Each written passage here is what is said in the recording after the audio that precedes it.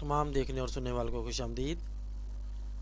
इस ट्यूटोरियल में हम एक इफेक्ट पर काम करेंगे और देखेंगे कि हम किस तरह से और कितनी आसानी के साथ ग्रास या घास का इफेक्ट हासिल कर सकते हैं, जिसको कि हम अपने किसी भी बैकग्राउंड के लिए अपने इस्तेमाल में ला सकते हैं। इसके लिए हम सबसे पहले नई फाइल ओपन करते हैं और उसका mode RGB default Photoshop size और इसको ओके किया और डबल क्लिक से मैक्सिमाइज कर लिया।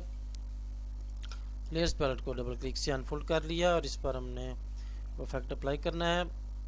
और इस टाइम हमारी जो लेयर है डिफ़ॉल्ट की, जो डिफ़ॉल्ट जब हम फाइल ओपन करते हैं तो डिफ़ॉल्ट सेटिंग के तौर पर इसकी जो लेयर होती है सिंगल, वो उस पर लॉक लगा होता है और वो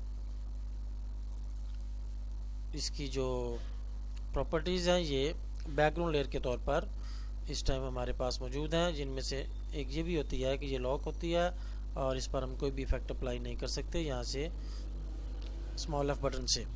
इसका क्या तरीका है, ना ही इसको हम, अगर मैं यहाँ कोई नई लेयर ऐड करूँ तो मैं इसको उसके ऊपर लेके नहीं जा सकता, ना उसको इससे नीचे ला सकता हूँ। ये अपनी जगह पर रहेगी सबसे नीचे, क्योंकि ये डिफ़ॉल्ट में ही बैकग्राउंड के नाम से ये मौजूद है।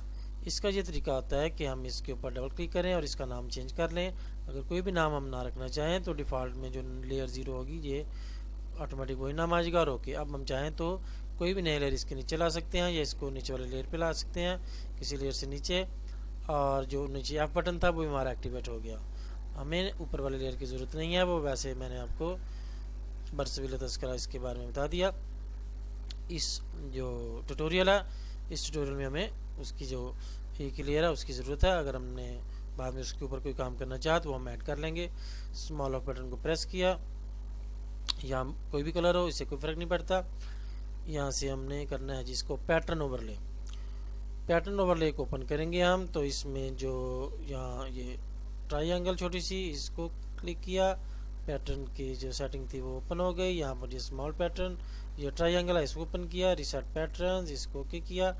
तो जब हम ये पैटर्न्स की जो पैटर्न ओवरले वाली ये जो ऑप्शंस हैं मेन्यू, इसको पॉपअप करते हैं तो हमारे सामने कुछ इस तरह की जो लिस्ट है पैटर्न्स की आ जाती है। लेकिन अगर हमने इनको चेंज करना हो तो ये स्मॉल ट्रायंगल को प्रेस किया और यहाँ पर हमारे पास हैं सबसे नीचे वाले पोर्शन में सेकंड नंबर पे नेचर पैटर्न, इसको सेलेक्ट किया, इसको ओके किया और ये हमारे सामने जो नेचर के पैटर्न्स बाय डिफ़ॉल्ट इसमें सेव हैं वो आ गए। तो इसमें हमने ऊपर वाले लाइन में जो सबसे आखिर में है गालबन जी, ये ग्रास 200 बाई 200 पिक्सल्स, इसको क्लिक किया, हमारा जो पैटर्न था वो इस पर अप्लाई हो गया और हमारा जो काम था वो मुकम्मल हो गया।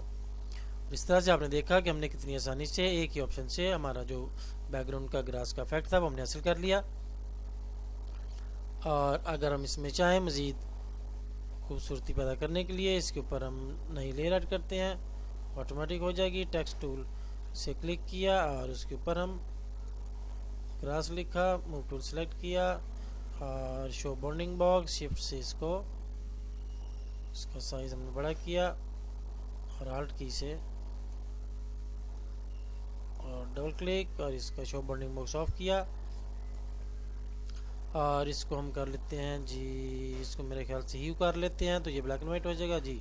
लेकिन ये पढ़ने में दिक्कत हो रही है तो इसका हम ये करते हैं कि ड्रॉप शेडो जी, ड्रॉप शेडो की डिफ़ॉल्ट सेटिंग और इनर ग्लो कर लेते हैं और आउटर ग्लो कर लेते हैं। सॉरी, इनर शेडो था, ये इनर ग्लो जी। मेरे ख्याल से ये ठीक है। अगर आप चाहें तो इनर ग्लो कर लें, चाहें तो ना करें, जिस तरह से भी, इस तरह से भी ये ठीक इस्तेमाल किया जा सकता है।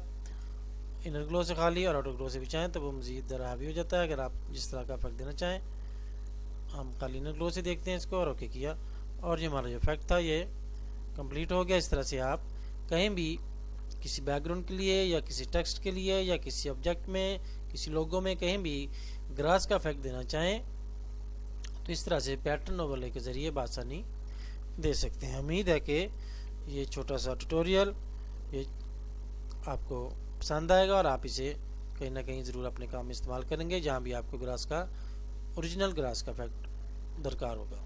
फिर मिलते हैं